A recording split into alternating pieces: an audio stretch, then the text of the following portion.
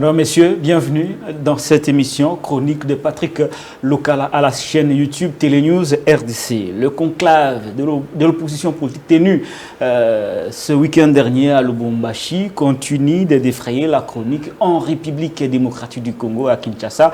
Plus particulièrement, le commentaire fuse de partout. Si pour la majorité au pouvoir, l'Union sacrée pour la nation du président de la République démocratique du Congo, c'est un non-événement, c'est juste une simple déclaration. Comment peut-on quitter Kinshasa pour une simple déclaration au niveau de Lubumbashi? Là, on fait allusion à Martin Fayulu, Matata Pogno, Delis et Sanga qui ont rejoint Katumbi à Lubumbashi pour une simple déclaration selon certains dignitaires classiques de l'Union sacrée. Nous y reviendrons tout au long de cette émission pour comprendre ce qu'est exactement le non-dit, les dessous des cartes de cette unité, de ces rassemblements de l'opposition politique qui a émis quelques revendications, notamment la révision de la loi électorale, la recomposition de la Cour et de la CENI. Tout cela à savoir tout au long de cette émission. À la clé, une marche s'annonce pour le 13 mai où toute l'opposition politique sera ici à Kinshasa pour une marche de protestation contre les actions du pouvoir. Nous allons recevoir un invité spécial qui va certainement nous expliquer les tenants et les aboutissants de cette coalition en gestation, une coalition anti-Tshisekedi. On appelle même certains journalistes vont jusqu'à sacrer cette coalition Front anti-Félix Tshisekedi. Situation sécuritaire dans la partie est de notre pays, non seulement qu'une grande partie du pays est aujourd'hui gérée par les armées étrangères. Je parle de la force régionale composée de forces armées de la Tanzanie, de la Kenya, du Burundi, de l'Ouganda, du Kenya, j'ai déjà dit, et de la République sud-soudanaise.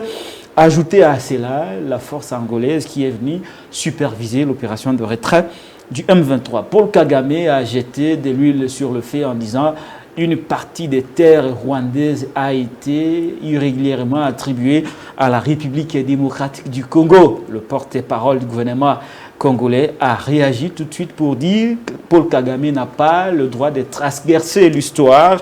Nous allons savoir la gravité de ces propos de Paul Kagame aujourd'hui qui, d'après lui, le problème n'est pas les M23, mais le problème est ce terre qu'on a attribué aux Congolais.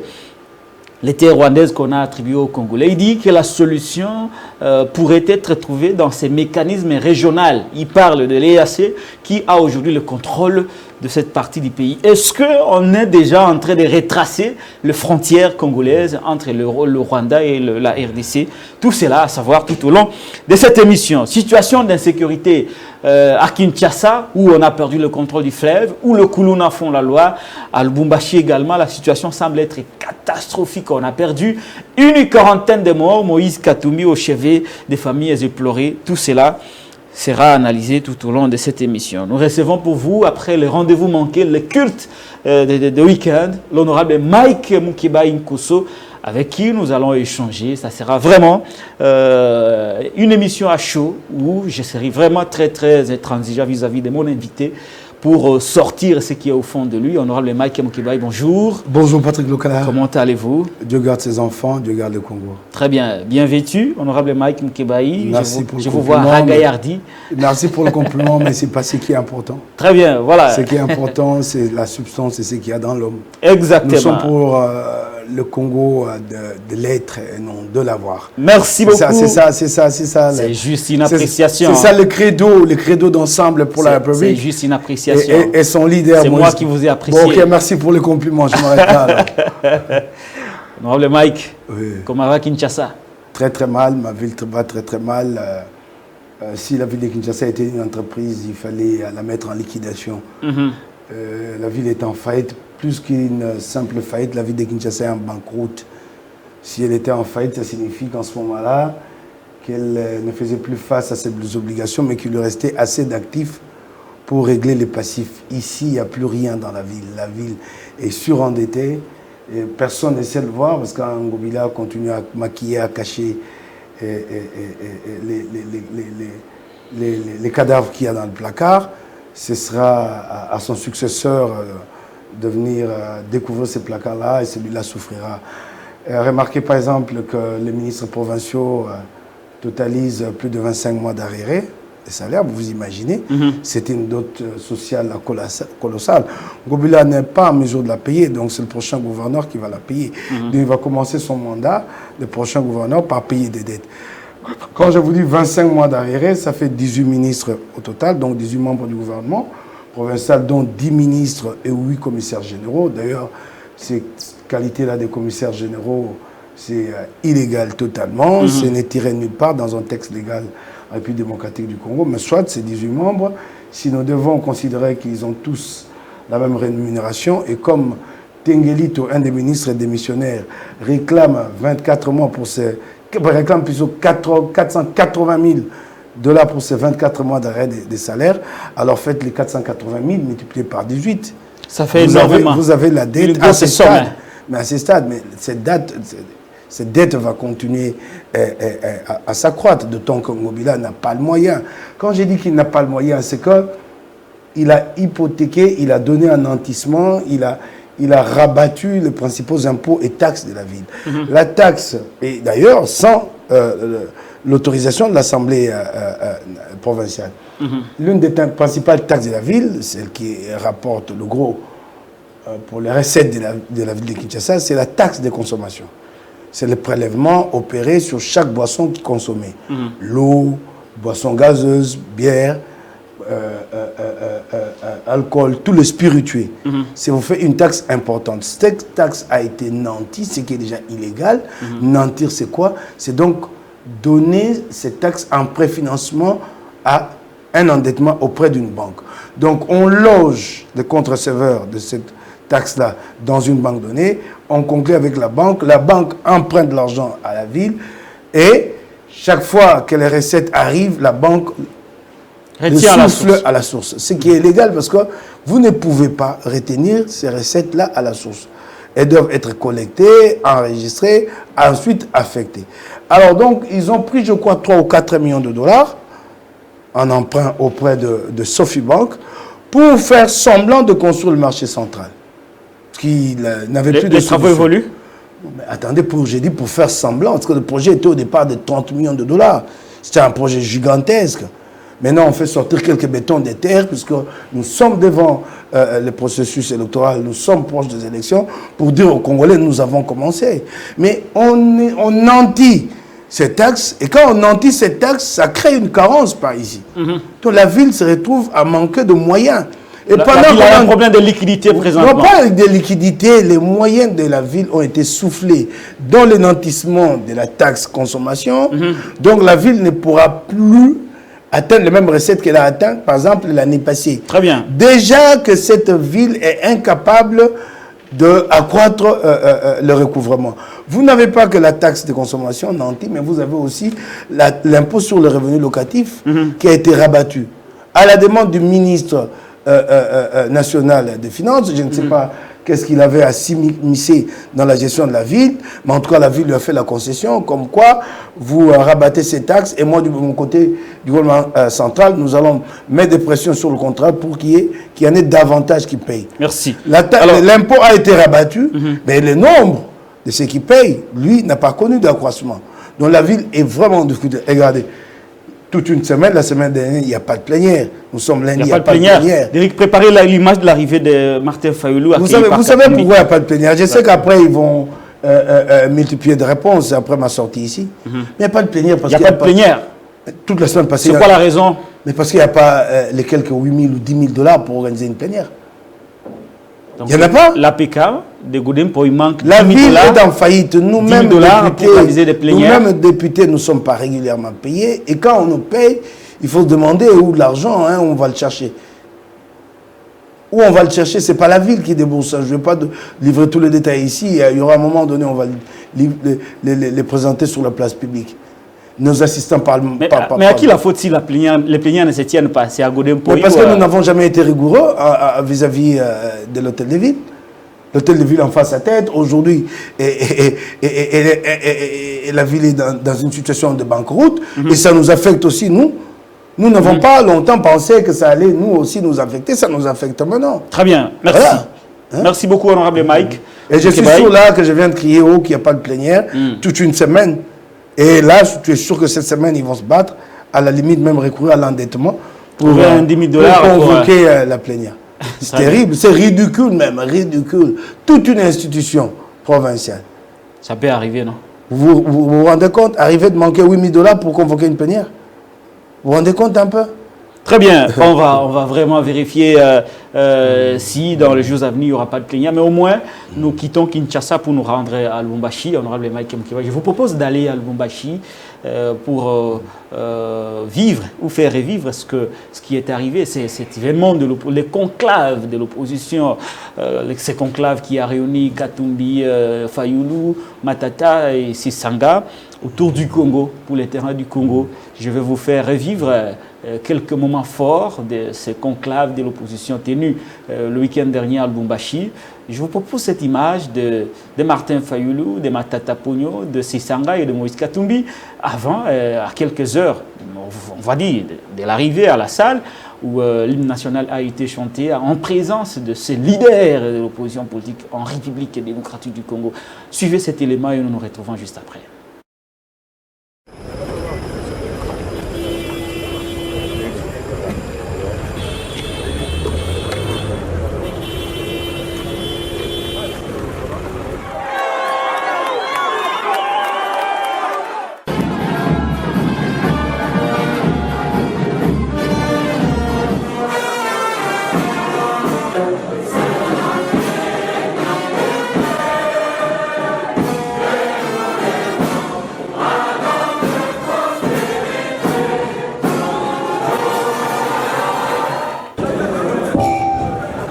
Honorable Mike, vous venez là de revivre la température de la salle le jour du conclave. Quelles sont vos premières impressions? Mes premières impressions, c'est une belle leçon pour la postérité, cette capacité de dépasser chacun son ego pour mettre les intérêts du Congo à l'avant. Longtemps, beaucoup, en tout cas nos détracteurs ont toujours dit que Katumbi, Matata, Fayulu et autres n'allaient pas se mettre autour d'une table qui avait eu tellement de précédents fâcheux, que ça avait marqué la vie de chacun d'entre eux, ça avait marqué leurs collaborateurs, que c'était quasi inespéré. Ça, j'ai aimé, j'ai salué. C'est une belle leçon pour la postérité. Mais il faut retenir aussi qu'il y a plus important, c'est dans l'acte qui a été signé, dans la charte qui a été signée, cette charte qui signe, qui scelle la volonté d'un agir commun. C'est aussi quelque chose de fondamental. La charte a été signée ou la déclaration? Ouais, parce qu'on était un peu dans la confusion entre la déclaration commune. Ben, je m'en excuse, je crois que peut-être que c'est ça, sur le plan de la sémantique, que j'ai resté dans la déclaration, je préfère. Voilà, donc la déclaration commune qui a été signée aussi, c'est quand même quelque chose important, un tournant. Longtemps, nous nous sommes levés contre la loi UDPS, que certains appellent la loi Tchani. Et donc, moi, je disais que la loi Tchani n'était qu'un prétexte pour aller vers une révision de la Constitution qui allait nous surprendre. Et je remarque que les leaders ont compris cet enjeu-là et que dans la déclaration finale qui a été signée, ils ont mis en garde contre toute révision constitutionnelle. On reste d'abord sur la forme, honorable Mike. On va aller dans le fond. Sur le plan de la forme, qu'est-ce qui est différent de ce qui a été fait à Genève? Genève a été un moment historique qui a marqué l'histoire de la République démocratique du Congo. Des leaders de l'opposition à l'époque ont signé ensemble une charte et ont élu un d'entre eux comme candidat commun. Mais il s'est fait que par la suite, deux ont renié leur signature. Mais Genève est passée, il n'y a plus rien de Genève. Aujourd'hui, c'est un autre pacte qui se met en route. Genève nous servira plutôt de leçon pour que nous sachions nous prévenir et privilégier les intérêts du Congo. Genève a été une étape, rien à voir avec Genève, ce qui s'est fait aujourd'hui. Remarquez que Genève, nous y sommes allés pour parvenir à une candidature commune, ce qui avait déjà été fait. Mais cette fois-ci, nous marchons sur deux œufs. Nous voulons nous rassurer de l'unité entre nous pour avancer. Et donc nous avons commencé d'abord par l'agir en commun. Et nous allons progresser. Il reste encore des étapes à franchir. Je sens chez le Congolais ses attentes pour que nous parvenions à dégager une candidature commune. Nous répondrons le moment venu à ces attentes-là. Je sens chez les Congolais le besoin que nous contrôlons la majorité demain, parce qu'il faut que les gens comprennent qu'il s'agit d'un double enjeu. Ce qui est plus important, ce n'est pas que la présidentielle. Félix Tshisekedi est allé chercher le pouvoir ici, notamment par une transaction illicite, il l'a obtenu, mais par la suite, il n'a pas pu gouverner faute de majorité. Jusqu'à ce qu'il a fait basculer par de voies irrégulières, illégales. Je l'assume, nous l'avons fait ensemble, moi j'assume ma part de responsabilité, qui a fait basculer la majorité kabyliste. Donc il s'agit pour nous de réfléchir à ces stades, de voir comment faire en sorte que nous soyons maîtres des institutions à venir. Donc la présidentielle, mais aussi le double enjeu présidentiel et majorité à l'Assemblée nationale. Donc il est fondamental de réfléchir ici sur la possibilité d'un programme commun apporté tous ensemble pendant la campagne, de sorte que le Congolais nous voit tous unis avant la campagne et nous donne la majorité. Que nous n'ayons pas, nous, à commencer à cogiter, à chercher des alliés une fois le résultat des élections proclamées. Que nous ayons déjà une majorité qui batte campagne en tant que telle et qu'une fois qu'elle est consolidée dans les urnes, cette majorité se met au travail avec un programme qui a été déjà accepté par tous. Remarquez que le Congo aussi connaît beaucoup de problèmes, c'est entre autres, parce que ceux qui arrivent au pouvoir sont le plus souvent préoccupés simplement par le partage du pouvoir. Rien que le partage du pouvoir. Le PPRD avec les Palou en 2006, il n'y a pas eu de programme commun de gouvernement. Ce qui a préoccupé le Palou et le PPRD, ça n'a été que le partage du pouvoir. Et résultat des courses, rien n'a marché. Les gens se sont mis ensemble, chacun conduisant son secteur selon son entendement à lui. Vous avez eu une autre coalition qui a abouti pratiquement au même résultat, à un fiasco, c'est la coalition FCC-CAJ. Il n'y a pas eu de programme de gouvernement. Et la dernière, l'exemple le plus récent, c'est la coalition Union Sacrée. Ça s'est mis ensemble autour de Félix Tshisekedi sans discuter réellement des questions fondamentales de gouvernance, sur la bonne gouvernance, sur les politiques publiques à mener, nous. Ils se sont mis ensemble autour de la vision des chefs de l'État. C'est incompréhensible. S'il avait gagné sa majorité à lui, je peux comprendre. Mais avec les libéraux, les sociodémocrates, ainsi de suite, et tous les autres, chacun avec sa sensibilité, comment se mettre ensemble qu'autour de la vision du chef d'État. Voilà le résultat. Alors pour prévenir, c'est pourquoi je parle de ces doubles enjeux. C'est qu'il y a un souci pour notre leadership de l'opposition et nous y travaillerons. Moi, j'appelle plutôt le Congolais à l'apaisement. N'allons pas vite en besoin. Nous avons franchi un premier cap. Nous sommes à l'écoute. Il n'a jamais été question de discuter sur la candidature commune et le programme commun à Lubumbashi. Quand la question se posera, nous trouverons la réponse pour le bien du Congo et des Congolais. Très bien. Alors, il y a une question qui... je pose quand même certaines questions que l'opinion se pose. Pourquoi l'opposition a-t-elle choisi Lubumbashi pour cette première étape? Et pourquoi pas Kinshasa et pourquoi pas le Bandundu? Lubumbashi, oui. Voilà, c'est une ville congolaise, comme une autre. Mais ils se sont mis d'accord que c'est Lubumbashi, c'est Lubumbashi. Où est le problème? Y a pas de Mais problème. pour la marche, nous avons choisi Kinshasa. Voilà, la marche du 13 mai. Il n'y a pas de problème, c'est un choix. Alors, Éric Loukeba préparait le compte rendu d'Olivier Kamitatou. Je ne trouve pas qu'il y ait de motivation particulière pour Lubumbashi. Ça pouvait être en Bandaka ou tout autre endroit République démocratique du Congo, et même à la limite à l'étranger. Mais nous préférons le faire sur le territoire national pour que le Congolais se sente impliqué. Très bien. D'ailleurs, Martin Fayulu a été très bien accueilli à la Luano.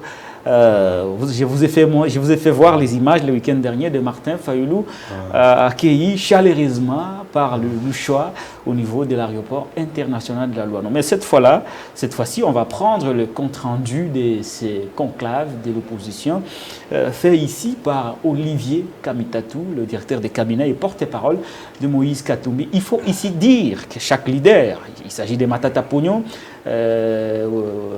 Martin Fayulu et Delis Esang, chaque leader était accompagné de ses collaborateurs. Le secrétaire général de ces partis, SID, Envol, LGD ensemble étaient présents, accompagnés aussi d'autres structures de leurs partis politiques. C'est comme ça que Ces leaders sont allés prendre part à cette grande messe de l'opposition politique en République démocratique du Congo à Lubumbashi. Alors, je vous propose de voir cette fois-ci le compte rendu fait ici par Olivier Kametatou de ces assises de l'opposition politique au niveau de Lubumbashi. D'Eric Lukeba, ceux qui sont après, Tilabiso Elema, il y a Olivier Kametatou, pour que je revienne poser quelques questions de fond à Honorable Mike Mukebai par rapport au contenu de la déclaration commune signée par les 4 leaders. À quelques mois des élections.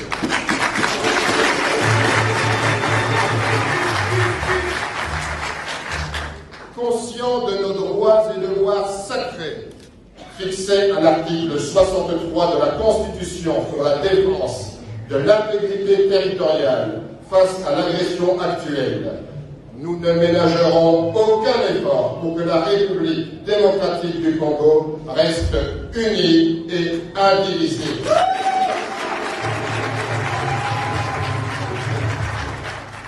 Ainsi, nous exigeons 1. La désignation consensuelle des animateurs des organes de la CENI. 2. La révision de la loi électorale. 3. La recomposition de la Cour constitutionnelle. 4. La fin de l'instrumentalisation des institutions politiques, judiciaires et fiscales contre les candidats présidents. 5. La fin des arrestations arbitraires. Hommes politiques, journalistes, activistes de la société civile et la libération de tous les prisonniers politiques. La fin des tueries dans le Grand Kivu, en Ituri, dans le Grand Katanga, dans le Grand Bandundu et à l'est de Kinshasa. 7. La conduite urgente d'un audit externe des opérations d'identification et d'enrôlement en cours en vue de la production d'un fichier électoral intègre reflétant les réalités démographiques de chaque circonscription électorale. 8. La présence des observateurs nationaux et internationaux pendant tout le processus électoral. Au nom de la population congolaise meurtrie, qui se sent abandonnée dans des conditions de plus en plus intenables face à des autorités congolaises qui s'enrichissent de manière scandaleuse, nous décidons d'unir nos idées et forces pour mener des actions communes en vue d'obtenir l'organisation dans les délais constitutionnels des élections transparentes, impartiales, inclusives et apaisées.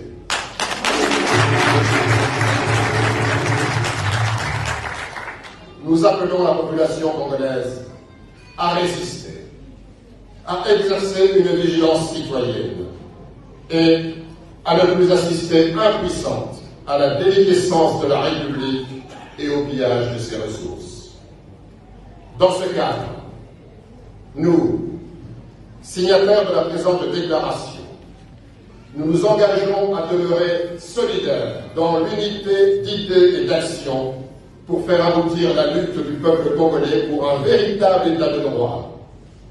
Et demandons à toutes les Congolaises et à tous les Congolais, qu'ils soient au pays ou dans la diaspora, à toutes les forces politiques acquises au changement, ainsi qu'à la société civile, à se mobiliser afin de prendre le destin de notre pays en main.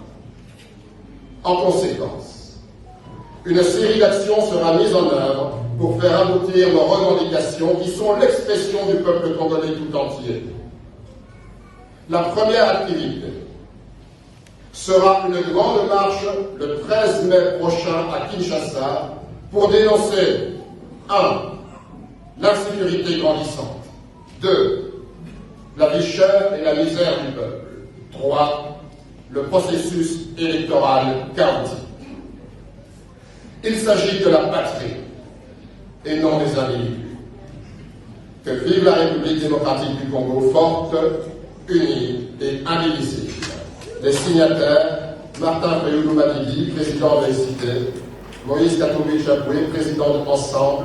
Honorable Mike, vous venez là de suivre la déclaration commune signée par Martin Fayoulou de l'ECD, Moïse Katumbi d'Ensemble, Matata Pouyon de LGD et Délice Sanga d'Envol. Est-ce que c'est réaliste, cette déclaration? Quoi de plus réaliste? C'est vraiment réaliste. Vraiment réaliste. Notez que les revendications qui sont formulées dans cette déclaration ne sont pas nouvelles. Elles ont déjà été portées en son temps par les PPRD. Les PPRD avaient été très clairs pour exiger la révisitation de la CENI, de la Cour constitutionnelle. Il y a quelques mois déjà, les trios Matata, Mukwege et Martin avaient pratiquement embouché la trompette dans le même sens pour exiger que soit révisitée la CENI et la Cour constitutionnelle et réformer la loi électorale. Le problème, c'est que nous sommes face à un pouvoir insensible qui dirige par le défi, qui n'écoute pas. Alors, comment voulez-vous que nous concédions à ce que nous allions aux élections avec une CENI constituée de débauchés? Par exemple, le représentant de l'ECD, la Mouka, qui est là, Dikou Monizi. À l'époque, Mbosso s'est adressé par correspondance à la Mouka et Martin Fayoulou lui avait répondu sans embâche clairement que la Mouka n'était pas concernée par la mise en place de cette CENI-là. Et unilatéralement, ils ont désigné Dikou Monizi. Et donc, nous allons cautionner cela et aller à cette élection avec Dikou Monizi comme membre de la CENI. C'est le cas aussi des autres. Celui, par exemple, qui représente les PPRD. Quoi de plus normal que de corriger cette forfaiture-là aujourd'hui? Corrigeons cette forfaiture-là.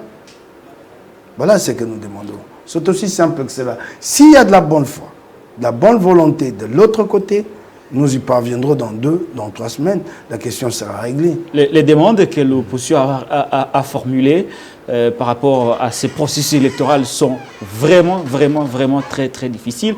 Révision de la loi électorale, récomposition de la Cour et de la CENI. Est-ce que vous pensez que c'est possible de procéder à d'accéder à ces demandes sans pourtant toucher au délai, au délai constitutionnel pourtant exigé par l'opposition d'être respecté? La loi électorale, dans sa forme actuelle, elle a fait l'objet d'un grand débat. Et si aujourd'hui nous parlons d'une réforme de cette loi, c'est sur des points précis qui sont connus. Il n'y a plus à discuter, à se crêper les chignons dans la salle de congrès du Palais des Peuples. Non, c'est sur des questions connues qui sont fondamentales pour assurer, garantir la transparence et l'équité entre candidats. C'est des points connus. Nous ne perdons pas du temps là-dessus. C'est vraiment très clair. Vous vous interrogez sur les délais. Oui, c'est ça la problématique. Alors, comment le faire sans pourtant qu'il y ait des conséquences sur les délais? Mais puisque je vous dis que pendant que nous parlions, toi, vous et moi ici, ces discussions-là peuvent être engagées. Pendant que nous parlions maintenant, là, l'Assemblée nationale est en pleine session. En une semaine, il y a bien 2-3 questions qui peuvent être réglées. Au lieu de passer le temps à se demander si cela ne va pas amener le calendrier à dérailler. Mais non, là, pendant que nous parlons, soyons pragmatiques, engageons ces discussions-là à l'Assemblée nationale. C'est pour le bien du Congo, c'est pour un processus apaisé. Nous ne demandons pas les ciels à Félix Tshisekedi. Nous demandons ce qui va participer à l'apaisement du processus. Si c'est vrai qu'il porte l'intérêt du Congo, je crois qu'il sera flexible et acceptera que nous allions dans cette voie-là. Et même alors, parlons de ce calendrier. Je suis en train de me poser cette question, tout en restant, moi, exigeant sur la tenue des élections dans le délai. Je me pose la question, à quand l'examen de la loi sur la répartition des sièges? Je me pose la question. Je me pose bien la question, à quand? Nous sommes au mois d'avril, l'enrôlement n'est pas encore terminé, mais en tout cas pas totalement. Dans l'entretemps, des inquiétudes sérieuses persistent quant à comment organiser l'enrôlement dans les zones occupées. Il y a l'audit du fichier électoral à organiser avant la répartition des sièges. Tout cela, vous croyez que nous pourrions le faire avant le 15 juin? Je me pose bien de questions, mais en restant exigeante. Comme je l'ai toujours dit, je reste critique. J'ai dit ici, il faut améliorer, là-bas, il faut faire ceci. Mais quant à la date, moi, je ne trouve pas... Mais au regard de ces éléments, honorable Mike Mokibaye, vous êtes politique, tout comme vos leaders et les 4 leaders.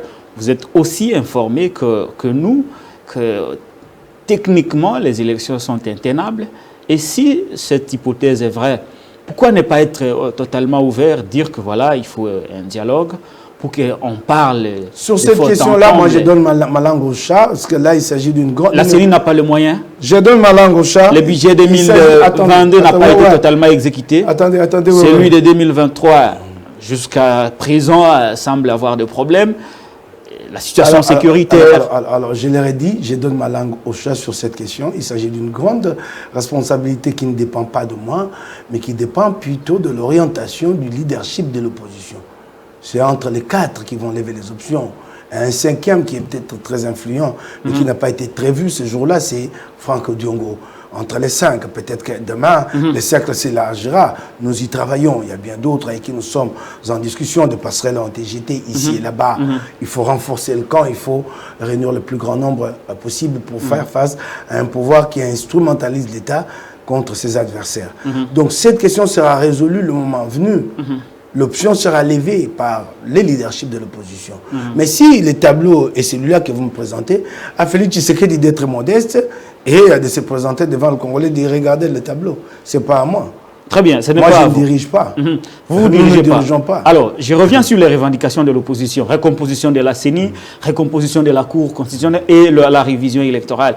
Vous avez en face un adversaire commun, Félix Tshisekedi. Comment vous le regardez, honorable Mike? Est-il de bonne foi pour accéder à ces revendications de l'opposition? Non, pas du tout. Félix n'est pas de bonne foi. Vous ne pouvez rien obtenir de lui si ce n'est par la voie de pression démocratique. Et c'est comme ça que nous envisageons cette marche le 13 mai. Ça ne peut se passer que par cette voie-là. Non, il est suffisant. Et je crains même qu'il soit plus que Joseph Kabila. Et entouré de personnalités suffisantes, de gens qui croient qu'ils tiennent leur mandat par devoir providentiel. Ils se sont même trouvés de dire que Félix est là par la volonté de Dieu.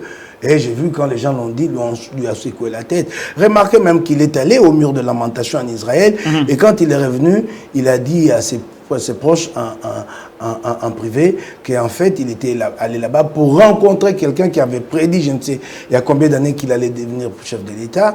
Et donc, c'est une affaire de destin. Alors, quand on le voit pour une affaire de destin providentiel, alors on se met dans un monde métaphysique, on se coupe de la réalité du monde. Et c'est pourquoi il faut exercer des pressions pour lui. Nous allons le descendre de là.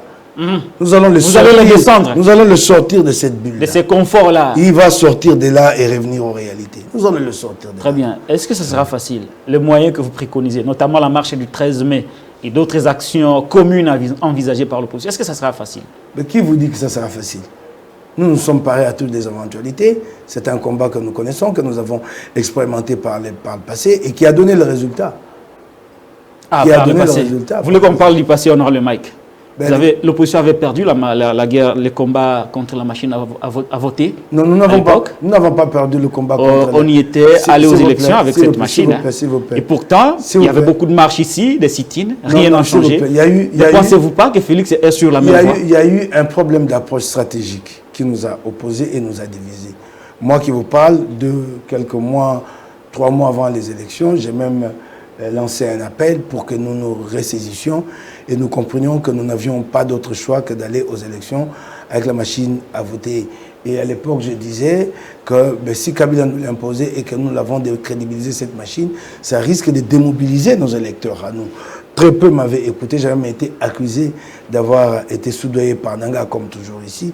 Quand quelqu'un ne partage pas ta cause, tout de suite il t'accuse on vous attribue d'être vendu. Des appartenances. Donc il y avait eu des problèmes d'approche stratégique, mais en gros, c'est pourquoi je parle pardon, de la défaite de l'opposition à l'époque. En gros, nous l'avons emporté. Comment? Oui, les Congolais ont donné la victoire à Martin Fayulu, tous le savent. Il n'y a pas à polémiquer là-dessus. C'est Fayulu qui a été le gagnant de cette élection présidentielle, tous le savent. Surtout avec les dernières allégations de Nanga, qui était l'arbitre de ce match-là. Donc, en gros, nous l'avons emporté, mais l'arbitraire nous a imposé quelqu'un d'autre.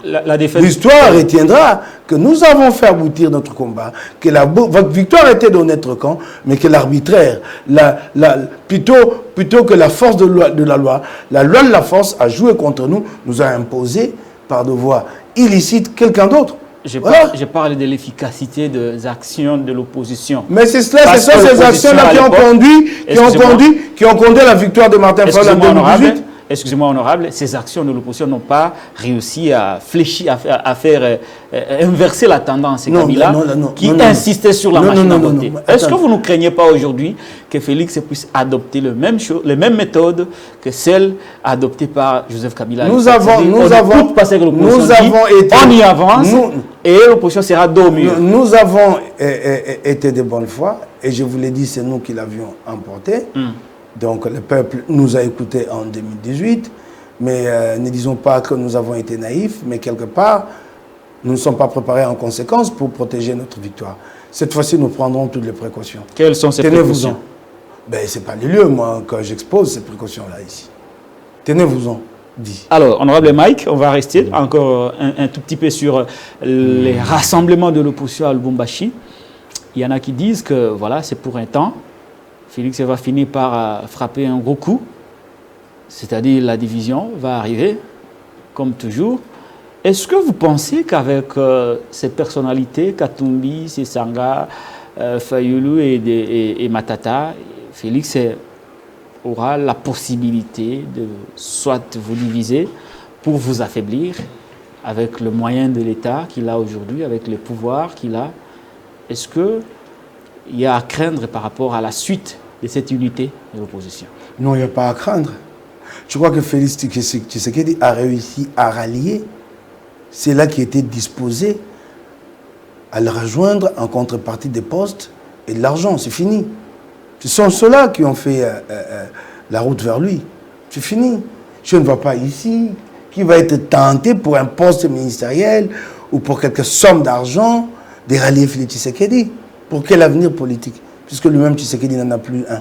Je ne sais pas sur quel thème il va battre campagne. Je ne sais pas qu'est-ce qu'il présentera aux Congolais. D'ailleurs, cette question de révision constitutionnelle, si nous nous dressions compte, c'est parce que nous savons que... C'est une intention que vous lui prêtez. En dessous des tables, les gens travaillent pour que nous passions à une élection présidentielle au suffrage individuel, étant entendu que Félix et les siens sont conscients qu'ils n'ont pas de bilan à présenter.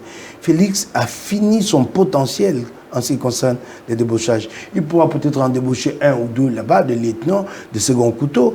Vous voyez qui faire ces démarches-là? Qui sait? Quand vous croyez au Congo que vous avez un avenir, vous allez rallier l'Union sacrée aujourd'hui pour que vous partagiez ces bilans de l'Union sacrée. Qu'est-ce que vous allez dire à vos électeurs? Je crois qu'ils s'en fichent parce qu'en fait, ce qu'ils ont mis en avant, c'est l'enrichissement personnel. Nombre d'entre eux disent, même si je venais à échouer, l'essentiel c'est que je me suis construit des immeubles, l'essentiel c'est que j'ai mis des sommes d'argent importantes à l'abri dans des banques à l'étranger. Ça, c'est eux, ils les ont accumulés pour ça. Moi, est-ce que je peux aller prendre ce risque-là de porter le bilan avec Félix Tshisekedi? Qui, en tout cas, peut être tenté? Qui peut être naïf à ce point? Pour combien d'argent en contrepartie? Il a fini son potentiel. En ce qui concerne les débauchages, c'est ceux-là qui n'avaient pas la capacité de porter leur candidature en tant que président de la République qui ont dit nous préférons nous rallier, comme ça au moins nous assurons notre survie politique. Ma survie, la mienne propre, et celle de mes lieutenants. C'est cela. Très bien. Il reste des dernières questions par rapport à cette affaire. J'ai lu la revue de presse et la radio Okapi aujourd'hui qui a rapporté les commentaires de journaux parus à Kinshasa par rapport à cet événement de Lubumbashi. On parlerait d'un accord entre Katumbi et Fayulu. Fayulu se serait effacé au profit de Moïse Katumbi. À contrepartie, Katumbi financerait la campagne électorale de ce député national. Et si Katumbi gagnait les élections, Fayulu serait nommé Premier ministre. Qu'en dites-vous par rapport à ça? Bon, laissez la presse spéculer. Libre à la presse de spéculer. Rien de tel n'a été décidé. La presse est libre de spéculer. Peut-être qu'il y a eu des fuites ici et là qui sont passées pour des fuites sérieuses, des sources sérieuses. Je n'en sais rien moi, mais laissez la presse spéculer. Moi, je n'ai pas répondre, à commenter les spéculations diffusées par la presse. Non, je ne les commente pas. Alors, moi, je pose une question, toujours en corrélation avec ce que dit la presse, honorable Mike.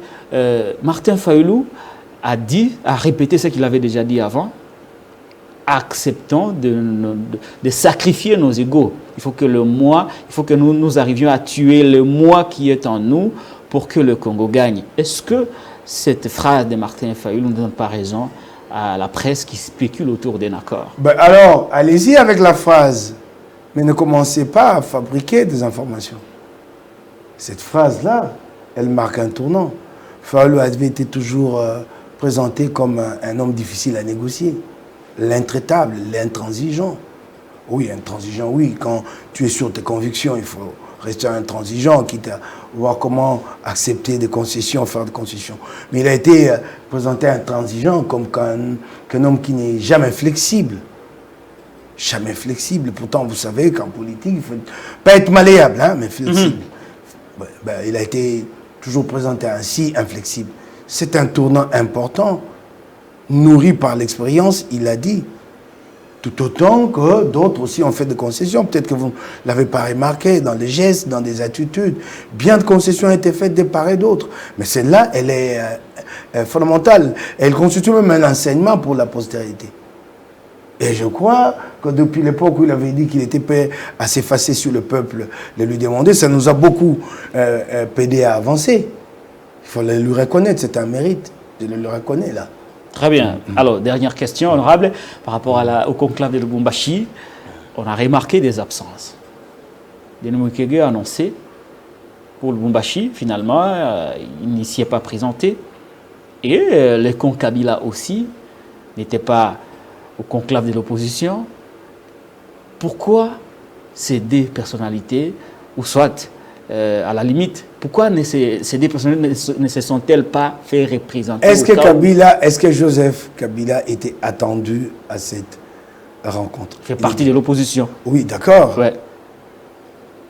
S'il y a de pourparlers qui sont engagés et que ceux-là, ces pourparlers n'ont pas encore abouti, ne me demandez pas de venir vous dire à quelle étape nous nous situons en ce moment-ci. Mais en tout cas, il y a des pourparlers. Mais attendez, en tout cas, vous avez vu qu'un jour, à Kindu, dans la province du Maniema, Salomon Escadela, qui est le haut représentant du leader Katumbi Chapwe dans le Grand Kivu, a rencontré et Matata Pogno et Shadari Ramazani. Donc nous parlons. Retenez ça, nous parlons. Mais dire qu'il était attendu, moi je n'étais pas informé. Non, j'ai parlé de Mukwege qui était Mukwege, je ne suis pas son porte-parole pour m'expliquer sur son absence, mais ce que j'ai appris dans la presse, là même, que vous évoquez ici, qu'il était tenu à certains devoirs à domicile, qu'il devait rester là pour attendre, pour recevoir le président suisse. C'est ce que j'ai lu dans la presse. Voilà. Voilà. Vous pensez que le prochain président sortira de ce conclave de Lubumbashi? Mais inévitablement. Inévitablement, face à Félix Tshisekedi. Inévitablement. Inévitablement. C'est le bilan qu'il présente aux Congolais. Mais mon Dieu. Et encore qu'il est resté un argument. Il a son union sacrée, désormais très organisée. Oui, très organisée.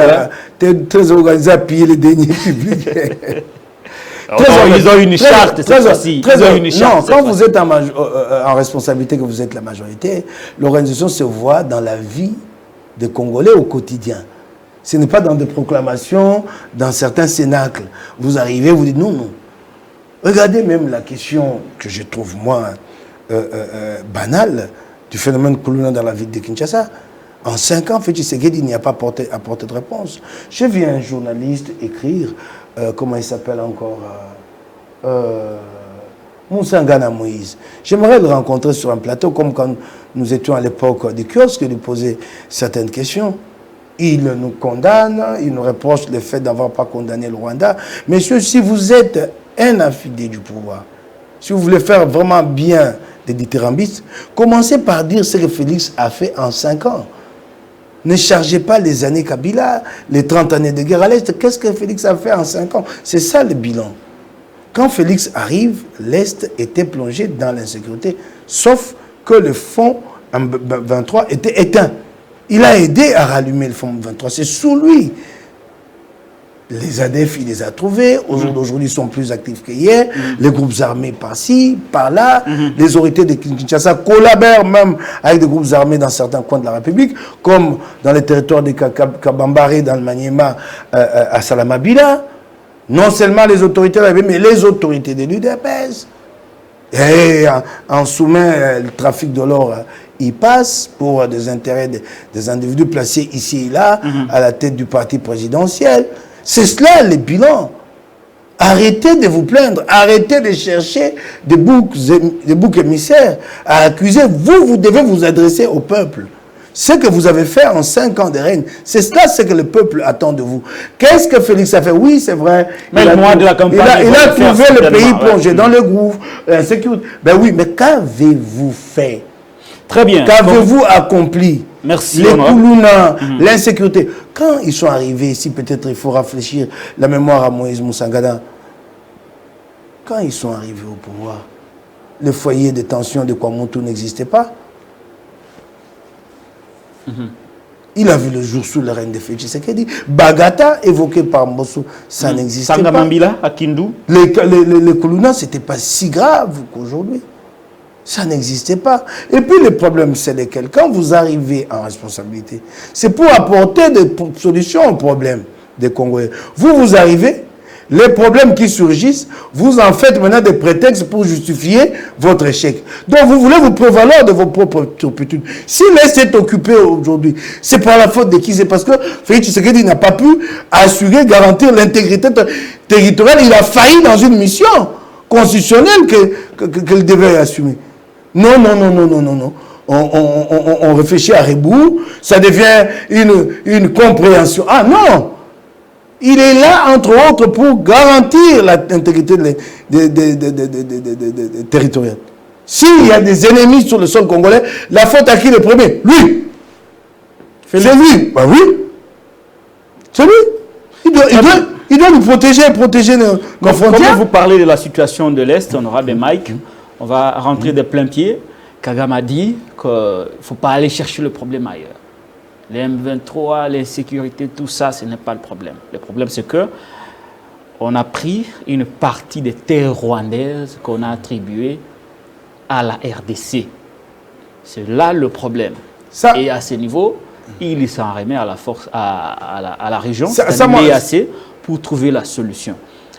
Et ces propos arrivent au moment où notre pays, hier occupé par l'M23, a une partie, aujourd'hui, ce sont les forces de l'EAC qui occupent une partie de notre territoire. Est-ce que c'est la balkanisation, c'est l'occupation ou c'est le retraçage de frontières? Moi, j'ai beaucoup aimé cette position de Kagame. Pourquoi? Plutôt que nous en soyons là à louvoyer, à nous interroger sur ses intentions profondes, là, il a abattu ses cartes. Voilà les fonds de sa pensée. Et d'ailleurs, ce n'est pas nouveau. Je suis étonné que ça surprenne certains Congolais. Ces discours expansionnistes rwandais à l'encontre de la République démocratique du Congo n'est pas sa première expression publique. Pasteur Bizimungu, le tout premier président FPR, président rwandais, l'avait dit, la marionnette Hutu qui était placée à la tête du régime FPR au tout début, en 1994. Pasteur Bizimungu l'avait dit, qu'est-ce qu'il y a de nouveau là-dedans? Il n'y a rien de nouveau. Est-ce que ça qu'il dit est vrai? Ah non, attends. La question n'est pas de savoir si c'est vrai ou faux. La frontière a été tracée et il n'y a pas à renégocier. Elle a été discutée et tracée. Il n'y a pas à me dire si cela est vrai. Il n'y a rien de nouveau dedans. Ce qu'il y a maintenant à plaindre, c'est l'attitude des autorités congolaises qui ne sont sans jamais comportées en conséquence. Construire une armée, la faire monter en puissance et créer une force dissuasive et les faire comprendre clairement au Rwanda. Alors, si aujourd'hui Patrick Mouya a réagi pour prendre les contre-pieds des déclarations de Paul Kagame, mais alors ils ont été naïfs, et lui et son chef hier. Quand ils sont arrivés en responsabilité, il y avait déjà les discours de Bizimungu. Avait-il en tête l'historique de nos relations avec le Rwanda ou pas? Non, ils ont été les premiers à se jeter dans le bras de Kagame, à le présenter comme ami et frère. Et on nous a été chanté ici, Yonani Oboya Kagame. Félix Tshisekedi a accepté des contrats le plus fou, des conventions le plus fou. Au nom de la paix. Entre le Rwanda et la République démocratique du Congo. Semble-t-il qu'il y avait une idée claire qu'il fallait acheter la paix. Et que même des fonds ont été décaissés, on reviendra là-dessus. Pour acheter la paix à Kigali. Je vous l'ai dit, c'est des informations sûres. Tshisekedi a concédé à un projet flou d'une mutualisation de nos polices à Goma. Les Goma, certains se sont levés et ont résisté contre le projet. Félix Tshisekedi a accepté un autre contrat. Convention au contour flou, l'érection de maisons de logements sociaux après les sinistres qu'avait causé l'éruption du volcan. On avait refusé. Toujours le même Félix Tshisekedi. Denis Mukwege a élevé la voix pour dénoncer le fait que pendant de longs mois, sous le règne de Félix Tshisekedi, nos services de renseignement ont hébergé les renseignements rwandais dans leurs locaux, ont travaillé ensemble. Personne à Kinshasa n'a jamais démenti. Félix Tshisekedi a été favorable et le projet a été concrétisé d'érection d'une raffinerie d'or au Rwanda pour traiter de l'or en provenance du Congo. Donc, donner de l'emploi au Rwanda avec de la matière première qui vient du Congo. Et cette raffinerie tourne aujourd'hui, à moins que je ne m'abuse. Félix Tshisekedi a été, sans compter les déclarations de Before Rwanda aussi a installé son Kijé à Goma jusqu'aujourd'hui. S'est-il comporté en conséquence en arrivant au pouvoir? Avait-il une vision claire sur les enjeux régionaux et mondiaux? C'était des choix hasardés. Pas des choix hasardés. Du tâtonnement, c'est ça le problème. La politique, c'est erreur, sans aucune compréhension fondamentale des problèmes des grands dossiers du Congo. C'est cela qui nous conduit là. Alors, que le Kagame le dise tout haut aujourd'hui. Et d'ailleurs, maintenant, j'ai beaucoup aimé, mais je veux même applaudir pour Kagame. Applaudir pour Kagame? Mais il nous aide. Il nous dit qu'il espère que ça sera réglé à travers les AC. Ah! Alors, il y a Anguille sous roche, dans la présence de l'EAC, de l'African Community République démocratique qui du Congo. Contrôle une nationale. Non, Kagame nous a aidés. Lui, au moins, il est sincère avec nous. Kagame est sincère avec le Congo. Ah oui, il dit voilà ce qui a été discuté au niveau de la communauté. Et j'espère que les autres chefs de l'État vont respecter leurs paroles. Il nous prévient, il nous met en garde. Il nous met en garde. Voilà ce qu'il y a d'intéressant dans le propos de la position de Kagame. Il nous met en garde que l'EAC est là, entre autres, pour trouver comment régler cette question. Et le Rwanda qui s'est plaint. Ça, c'était un agenda caché alors. Ah ben voilà, au moins que Kagame le présente en public. Plutôt que ce soit notre chef de l'État qui le dénonce. Nous sommes prévenus, nous sommes mis en garde. Félix était-il au courant de mon Dieu, si ça a été discuté avec les autres chefs de l'État, pourquoi ne serait-il pas au courant? Puisque Kagame vous dit espérer que la communauté... Bah alors donc, prenons une autre attitude vis-à-vis de cette présence de la force régionale. Alertons le Congolais. Il y a un danger. Il y a péril dans la demeure. Et le Rwanda qui est là. Attendez, ce qui est curieux, c'est pourquoi j'ai dit, nous ne nous interrogeons pas sur les enjeux stratégiques souvent. Le Rwanda est en train aujourd'hui de recevoir des réfugiés du monde entier, exilés en Grande-Bretagne, mais qui ne sont pas acceptés par Londres, qui vont être expulsés pour être installés au Rwanda. En faisant-nous un débat, personne n'en parle. Comment un petit pays qui a une démographie excessive, la plus importante d'Afrique, je ne sais pas, de 300 habitants au kilomètre carré, une démographie qui existe nulle part ailleurs en Afrique. L'Afrique a, je crois, une démographie de 23, 28, 30 habitants au kilomètre carré.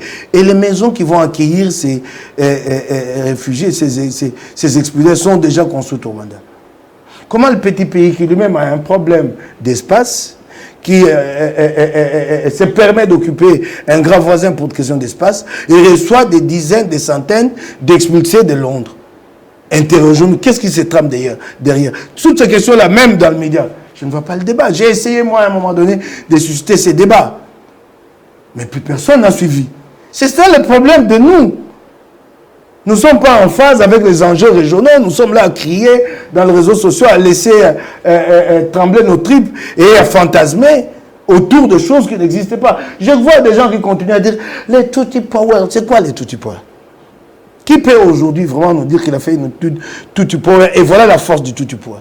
Vous faites peur aux Congolais en exhibant des fantasmes qui finalement deviennent des épouvantails que le Congolais commence à redouter vis-à-vis des adversaires. Est-ce qu'on peut réfléchir psychologiquement comme ça si on veut être fort dans la région et dans le monde? Il y a une question que je voudrais vous poser, honorable Mike Moukebaï. Si vous estimez que la réaction du porte-parole du gouvernement est faible, à ce moment-là... Elle n'est pas faible. C'est eux qui nous ont conduits là. Oui, alors... Je vous ai montré, je vous ai donné des éléments qui nous ont conduits là. Très bien. Et que ici, l'avantage que nous trouvons dans le propos de Kagame, c'est comme si lui nous alertait, plutôt que ça vienne de notre gouvernement. Alors, la question, je reformule ma question, est-ce que c'est une question de complicité ou ce sont peut-être des choix qui se sont avérés non concluants de la part de Félix Tshisekedi? Mais quand vous suivez les déclarations du conseiller privé du chef de l'État, encore que c'est un conseiller privé, je ne sais pas si dans l'ordonnance qui crée ces postes-là, il y a des attributions là-dedans pour qu'ils se permettent d'être le confidentiel émissaire sur des questions aussi importantes, aussi stratégiques. Mettons-nous-en à ces déclarations. Quand il vous dit que nous l'avons vu pour le confier, le missionner comme notre commissionnaire, ça c'est pas de la complicité? D'État à État, peut-on agir par de telles voies? Quand Kagame devient le commissionnaire, le marché, il est conclu comment? C'est que vous contournez les procédures de passation de marché ici, c'est que ça devient de la complicité, c'est qu'ils se sont partagés des bénéfices dans cette opération. Voilà la réalité. Très bien, honorable Mike. Mais alors, dans le cas contraire, si je prends l'hypothèse où c'est Félix n'est pas au pouvoir, c'est quelqu'un d'autre qui gère l'État pendant ce moment, c'est une hypothèse, hein. À ce moment-là, quelle pourrait être l'attitude du président gérant le Congo pendant que Kagame parle de retracer les frontières congolaises? Non, je ne suis pas là à répondre à des hypothèses. Bon. Félix Tshisekedi nous a conduits là. Nous avons besoin des élections transparentes qui assurent l'alternance. Les Congolais auront demain en responsabilité des personnalités sérieuses qui se comporteront en conséquence pour préserver nos frontières avec tous nos voisins. Maintenir les bonnes relations de voisinage, mais préserver nos frontières. Nous n'avons pas de problème qu'avec le Rwanda. Nous avons le problème avec l'Angola. En tout cas, c'est le voisin le plus belliqueux. Hein? Non. L'Angola, parce que nous lui avons laissé libre cours pour pomper notre pétrole, c'est pourquoi il nous laisse en paix. Il pompe notre pétrole au littoral. Le Rwanda, il est le plus belliqueux, mais il n'est pas le plus redoutable. C'est parce que nous avons laissé le pays mourir. Posez la question à Félix Tshisekedi. Qu'est-ce qu'il a reconstruit en termes de ressort régalien de l'État? Qu'est-ce qu'il a reconstruit? À 10 à 20%. L'armée, la police, qu'est-ce qu'il a reconstruit? Vous cherchez les effectifs de police, de l'armée, vous vous plaignez que les effectifs ne sont pas suffisants. Mais combien d'individus sont gardés par des dizaines de policiers et qui ont oublié qu'ils sont policiers? Excusez-moi, honorable. Maintenant, comment les choses vont se passer? Parce que Félix dit au pays qu'il ne va pas négocier avec les M23. Kagame, de l'autre côté, parle que ce n'est pas les M23 le problème. C'est plutôt des terres rwandaises qui étaient attribuées aux Congolais. Comment nous allons entreprendre les négociations? Il faut que Félix... Non, il faut que Félix... Non. Si vous comprenez très bien, vous prenez les propos de Kagame, vous prenez les propos qui nous ont été balancés à la figure, qui ont fait très mal, les propos du président burundais, alors à la tête de la East African Community, qui a dit que nous resterons chez vous jusqu'à ce que vous aurez bâti une armée. Donc vous comprendrez dans tout ça que Félix a négocié certaines choses qu'il nous cache. Qu'il retourne là-bas, à Nairobi. Qu'il retourne à Nairobi. Oui, qu'il ait clarifié la position avec la situation avec ses homologues. Qu'il retourne ou qu'il nous dise? Qu'il retourne, il ne nous le dira jamais. Il ne le dira jamais. Mais est-ce qu'il a déjà joué une seule fois frange avec les Congolais? Quand il a fait venir les M23 ici, il nous l'avait dit. Vous croyez que c'est aujourd'hui qu'il va être sincère avec nous? Qu'il retourne à Nairobi qu'il clarifie la situation avec ses homologues. Voilà les pièges auxquels nous sommes pris. C'est que Félix a négocié certaines choses ou a laissé passer certaines choses contre les intérêts vités du Congo et il est pris et il ne sait plus comment se délier. Qu'il retourne en Nairobi. Il ne sait plus comment se délier, mais nous on fait quoi? Nous on fait quoi? Ouais, pour sauver notre pays. Nous voulons des élections qui nous permettent d'avoir de nouveaux dirigeants. Entre-temps, ces forces sont là, sont partagées, les partis du pays. Qu'est-ce que nous pouvons faire, nous? Ici, on exile les élections. Mais attendez, on devient observateur dans notre attendez, pays. Qu'est-ce que nous pouvons faire? Ce n'est pas nous qui avons l'impérium. Celui qui a l'impérium a décidé de pactiser. Qu'est-ce que nous, on peut faire? Qu'est-ce que nous, on peut faire? On observe? Non, c'est pourquoi nous exigeons des élections. Pour permettre au pays de se doter de nouveaux dirigeants. Parce qu'avec cela, nous continuerons à nous enfoncer, c'est cela. Il dit qu'il ne va pas négocier avec l'M23. J'ai dit qu'à ce stade ici, il ne lui reste qu'une seule chose, de retourner à Nairobi. Sinon, nous n'en sortirons pas. Et en son retour, avec ses homologues. Et en son retour, cette fois-là, qu'ils nous disent la vérité. Qu'il retourne à Nairobi. Qu'il retourne à Nairobi. Très bien. On va finir. Vous pouvez comprendre qu'un chef d'État qui est vraiment en phase avec les enjeux régionaux commence ce matin par aller à Nairobi, solliciter la liste African Community et vous assurer d'ailleurs que le mandat de la force régionale sera de combattre l'offensive, donc de combattre le M23 et même de vous annoncer en scoop. Ah, vous savez, la force kenyane débarquera à partir des contingents kenyans. La force régionale. Non, les contingents kenyans principalement débarquera à Bunagana. Et donc, je préviens les rebelles du M23 qu'ils enverront de toutes les couleurs. Toutes ces assurances. Un matin, non, ce n'est plus ça. Mobilisation générale, il faut renforcer l'armée. Mais ça ne suffit pas. Non, ce n'est plus la mobilisation générale. Nous allons recourir aux Azalendo, aux groupes armés, qui sont pourtant un des problèmes, une des causes de l'insécurité. S'il y a des groupes qui ne sont pas favorables au retour de la paix à l'Est, ce sont les groupes armés aussi. Ils vivent de la guerre. Et ils sont pointés en tant que tels par la communauté internationale comme une cause de l'insécurité. Non, un jour officiellement, il est dit, comme si l'armée avait un problème des effectifs face au Rwanda. Si j'exagère, le Rwanda, c'est au-delà de quelques 30 000 hommes. 35 000 hommes. Voilà. Le M23, c'est 10 000 peut-être. Donc il n'y a pas un problème d'effectifs. C'est un problème d'équipement, de motivation, d'information. Alors donc, et puis un matin, il se retourne encore vers la SADC, mais pas la SADC dans son ensemble. Cette fois-là, il s'isole à Luanda avec Joao pour dire aidez-moi et des troupes angolaises sont offertes, mais elles ne sont pas combatives. Elles arrivent pour superviser. Superviser quoi? Parce que rien ne s'est fait sur le terrain. En fait, quand vous grattez très bien, vous vous rendez compte que non, c'est plutôt l'Angola qui était intéressé d'être là. Comme observateur, c'est tout. En tant que puissance de la région, il se passe des choses. Il se passe des choses qui peuvent changer la configuration de la région. J'aimerais bien être là pour comprendre ce qui se passe. J'ai l'impression que c'est pour cette raison simplement que l'Angola est là. Une question pour finir cette affaire, honorable Mike. Quand vous regardez Félix Tshisekedi, est-ce que vous pensez que lui-même croit en lui-même pour trouver des solutions dans cette nébuleuse situation de l'Est? S'il y croit. Mais il n'y croit pas. La preuve là, je vous ai montré combien il tâtonne. C'est quelqu'un qui n'est sûr de rien.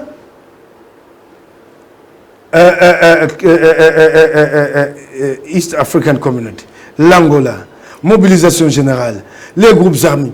Il croit en quoi? L'unité nationale. Il a même fait un discours sur l'unité nationale. Il croit en quoi? Il croit en quoi? Il n'y a plus rien. Alors, on a fini cette émission, honorable Mike, mais la dernière partie, j'aimerais à vous attendre, réagir par rapport à une question d'actualité. Le député national, Tingi Pululu, cette fois-ci, est à loi Chanité. Alekina itandrike pande kunanga Israël mutomba lobi, soki Congo ya konyokama, ezali pona katanga. Je vous l'ai dit une fois, je vous l'ai dit. Vous ne connaissez pas cet homme. Moi, je l'ai pratiqué à l'Assemblée provinciale. Il a été élu à double titre, comme député national et comme député provincial à l'APK, à Kinshasa. Il a siégé d'abord à l'Assemblée provinciale de Kinshasa quand est venu le moment de faire le choix définitif il a préféré les palais du peuple. Je l'ai vu, je le connais, j'ai eu à échanger avec lui. Deux fois, quand j'ai dit que c'est un plouc, les gens ne me comprennent, ne me croient pas. Ce n'est pas une insulte de dire que quelqu'un est un plouc. Un plouc? C'était un plouc. Un plouc, ça veut dire quoi? Ben, il faut aller chercher, il faut lui demander même, lui aussi, d'aller chercher ce que ça signifie un plouc. C'est cela, en fait. Je connais ses limites sur le plan intellectuel. Je l'ai pratiqué.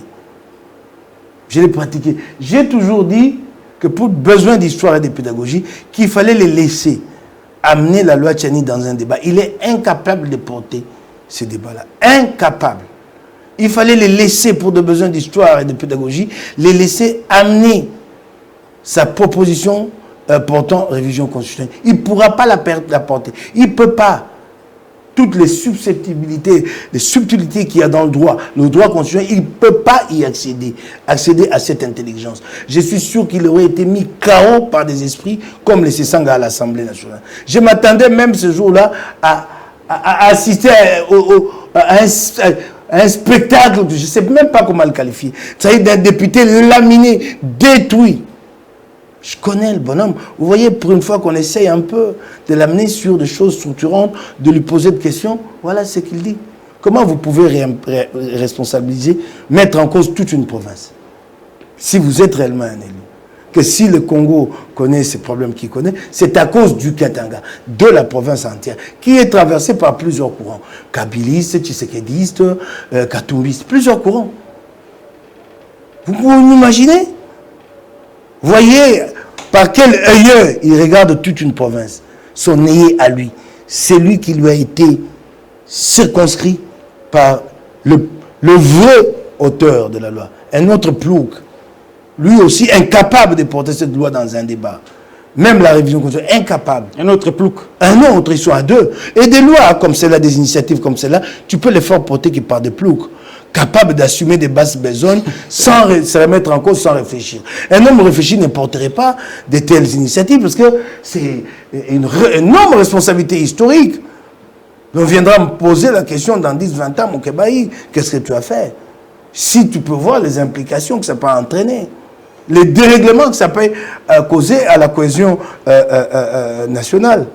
Mais il faut un plouc qui ne réfléchisse pas.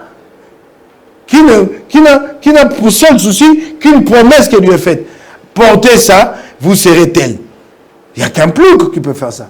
Pas un homme réfléchi. Un homme réfléchi pense à son avenir inscrit dans le destin de toute une nation. Et des hommes comme cela n'ont pas cette capacité. Et ce n'est pas par hasard qu'ils ont été choisis par les concepteurs de la loi IDPS. Ce n'est pas par hasard. Ils ont été jaugés, on a bien apprécié. Parce que ce n'est pas un problème, on voit, il a enseigné. Non, non, non. On jauge l'individu, le service des gens, dit oui, oui, ça c'est un bon plouc pour porter ces projets-là. Allez, confiez-les lui. C'est cela. Voilà pour la première fois qu'on l'amène sur des choses assez intelligentes. Un autre débat, il s'est voilà, complètement... Il dit, les Katangais de basse classe. De basse classe. Voilà comment il traite une catégorie de Katangais. Je ne sais pas lesquels. Il dit que c'est eux qui ont tué Tchombe. Ils l'ont tué comment? Même l'histoire de la République démocratique du Congo, il ne la connaît pas. Je connais ses limites. Je l'ai pratiqué. Je sais ce qu'il faut, ce n'est pas par hasard que je dis que je connais cet homme. Un débat structurant, il ne s'en sortira pas. Pas du tout. Et je le mets en garde d'éviter d'aller se frotter à la presse s'il n'en a pas la capacité. Et par la suite, il s'est assumé. Il a dit non, mais moi, voilà. J'assume mes propos. Oui, mais il s'est assumé parce qu'il n'a pas la capacité de grands esprits qui sont capables de se dépasser, de dire excusez-moi, passons à autre chose. C'est un petit esprit qui s'accroche à ce qu'il a dit. Il faut être grand hein, pour... il ne mesure pas la gravité. Mais il ne mesure pas la gravité. Excusez-moi que les gens ne le prennent pas très mal. C'est des gars qui voient le Congo à travers le prisme de sa circonscription électorale. Le Congo s'arrête à sa circonscription. C'est cela. Député national, mais il voit le Congo à travers le prisme de sa propre circonscription. Donc tout son mandat, ce qui le préoccupe, c'est de travailler à être réélu. Les autres questions d'importance nationale, il ne les appréhende pas et alors il ne sait pas apporter sa contribution. Pas du tout. Il ne sait pas apporter sa contribution. Voilà, merci beaucoup, honorable. On est à la fin. Alors, vous allez vous adresser un petit mot à la population par rapport à cette nouvelle coalition de l'opposition en gestation. En conclusion. Mais en tout cas, moi j'ai été très attentif aux préoccupations de notre peuple, de notre compatriote, après la signature de la déclaration de Lubumbashi. Et donc attentif et réceptif. Et je peux assurer mes compatriotes que l'ensemble du leadership de l'opposition l'est aussi, l'est autant, attentif et réceptif, et que nous répondrons à leurs desiderata. Qu'il s'agit de parvenir à une alternance, la première est la vraie, réelle et effective, nous y arriverons. Et pour cela, nous sommes prêts à taire nos égos, à quelque niveau que ce soit, et à privilégier l'intérêt général et à mettre le Congo à l'avant, rien que le Congo. Ça, ils peuvent nous s'assurer de ça, et nous y travaillerons. Merci beaucoup, honorable Mike. Vous êtes député provincial à l'APK. Député provincial à l'Assemblée provinciale de Kinshasa, avec un président fantasque à la tête, ben voilà. Godempoy. Ouais. Il est dans le show. Il est dans le show. Ouais. Vous parlez de ces pas de danse à l'église qui ne sont pas à confondre avec... J'ai rien à voir avec cette sorte de je ne sais pas si c'est du voyeurisme ou de l'exhibitionnisme. En tout cas, je ne sais comment définir d'un homme qui veut se particulariser sur les choses les plus banales, plutôt que de se particulariser à la tête de l'Assemblée provinciale de Kinshasa et de marquer l'histoire. Je ne sais pas, je n'y comprends rien. Là, il y a vraiment un problème. Et un problème, vraiment un problème. Merci beaucoup. Vous êtes cadre d'ensemble pour la République de Moïse Katumbi. Non seulement cadre d'ensemble, mais communicateur national. Beaucoup ont posé, certains ont même trouvé l'occasion de me railler, de se moquer de moi. Il n'est pas à Lubumbashi. J'ai une tâche à accomplir ici. Je suis resté ici. Si ma hiérarchie me demande de rester à Kinshasa pour accomplir une tâche, je reste ici. Et c'est d'ailleurs l'un des aspects de cette tâche-là qui fait que je sois sur le plateau de Patrick Lokala. Merci beaucoup, honorable Mike. Je devais être là à faire mon travail de communicateur national. Ceux qui avaient des tâches à assumer à Lubumbashi l'ont fait à Lubumbashi. Très bien. Ben voilà. Merci beaucoup, honorable Mike. Ils ne connaissent pas les relations que vous avez avec tous ces leaders, pour les quatre, notamment Moïse Katumbi. Ils ne savent pas ce que vous entretenez comme relation avec eux. Merci beaucoup d'avoir répondu à nos questions, honorable Mike. Ça a été très facile pour vous. Est-ce que vous aussi, ça sera facile pour vous, ces questions, de nous appeler au numéro qui est affiché au banc de vos petits écrans pour répondre, répliquer, recadrer le propos de l'honorable Mike Mukebai. Vous avez la libre latitude de vous présenter, de nous appeler pour dire ce que vous pensez de ce que l'honorable Mike Mukebai a avancé sur ce plateau. Nous sommes arrivés aujourd'hui à la fin de cette émission grâce à l'ingéniosité d'Éric Lunkeba. Patrick Lokala était à la présentation. Continuez à vous abonner massivement à la chaîne YouTube Patrick, à la chaîne YouTube Télénews RDC. D'ici là, portez-vous bien. À très vite.